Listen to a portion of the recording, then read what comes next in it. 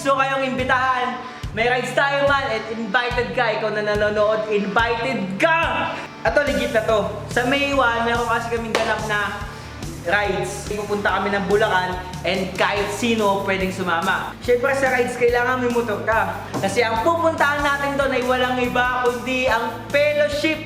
Joint fellowship ng church namin at ang church ng mga taga-Pandi. Kasi man, one thing is for sure, sobrang saya doon.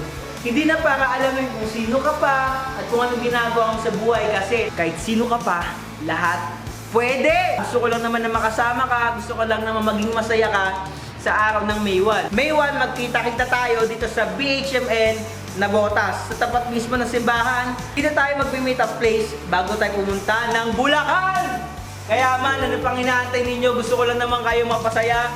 Gusto ko lang din kayo makasama sa rides. Sa May 1, holiday yon.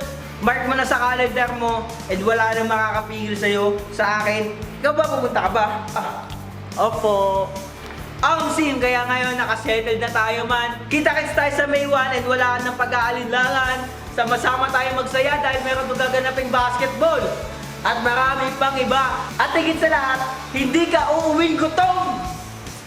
Kaya naman pumunta ka na. May 1, rides tayo. See you sa May 1, kita-kits tayo. Joint fellowship ng BHMN at ng BHMP. Kahit sino pwede sumama. Mahalaga lang, maging masaya ka. Bye-bye!